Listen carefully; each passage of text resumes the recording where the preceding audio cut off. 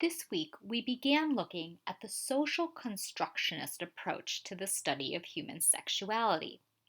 Although social construction has a long and solid history within the discipline of sociology, it wasn't until the 1960s that scholars began thinking about how it may be applied to the study of human sexuality.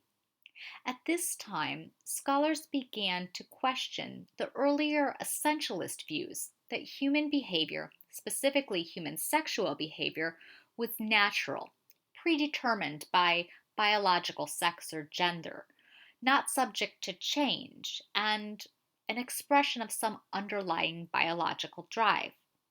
In contrast, the social constructionists suggest we need to also consider the way that social forces impact our various actions, including our sexual actions and decisions.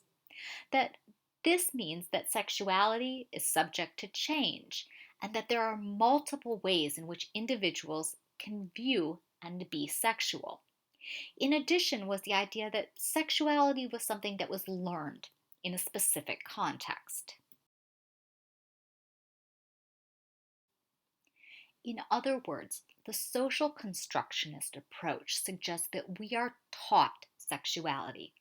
We're taught what feelings or desires are sexual and what are appropriate sexual behaviors and identities. Society teaches us where, when, with whom, and how to have sex, as well as what it all means.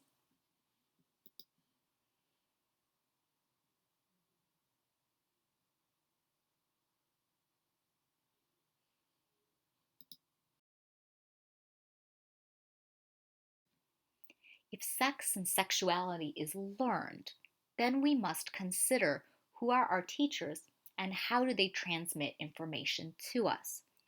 From a social constructionist perspective, we look at the way in which individuals are sexually socialized.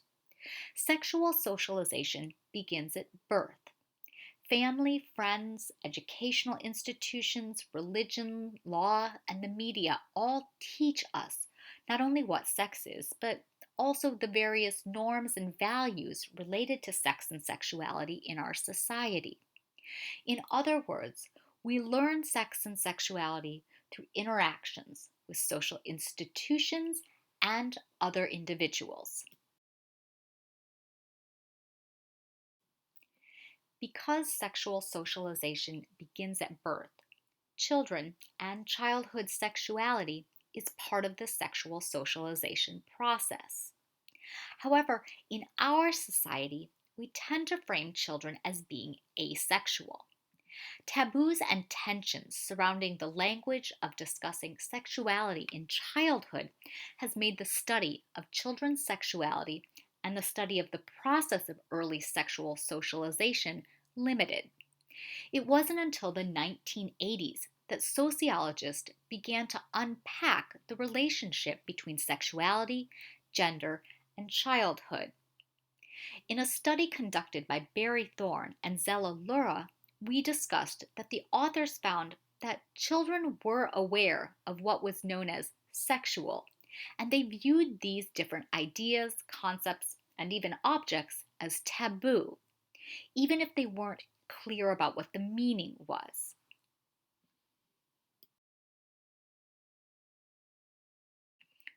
Of course, we have significantly more information on adolescent sexuality and sexual socialization. In part, this is because this is a point in the life course when individuals begin developing secondary sex characteristics and going through puberty. It's also a period when young people begin to explore adult sexual behaviors and sexual concepts.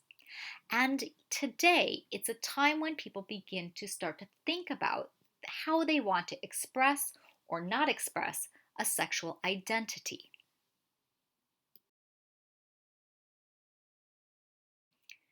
Despite what's perpetuated by the media, sex and sexuality is not limited to the young. More recently, researchers have begun to explore the relationship between sexuality and sexual socialization among the elderly. Some surveys have found that elderly people want and engage in romantic and sexual interactions. But this has created a new set of learning objectives, especially related to sexual health and disease. We also looked at John Gagnon and William Simon's theory of sexual scripts. Gagnon and Simon argue that we all have a set of scripts we follow to help us navigate sexual situations. According to Gagnon and Simon, scripting works at three different levels. First, at a cultural level, where one's sexuality is expressed within the context of society. This is linked to historic period, place, and even social change. And these scripts are based upon what society tells us how to behave in various sexual situations. Sexual scripting also operates at an interpersonal level as we have encounters and interactions with individuals and institutions. Sometimes these scripts are repeated over and over again and become a pattern.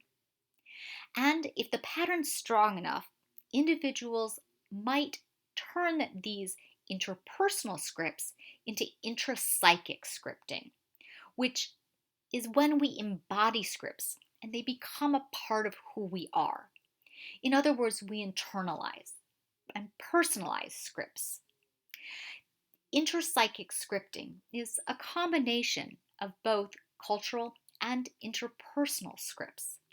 And taken together, these scripts help us to navigate the sexual world in which we live in.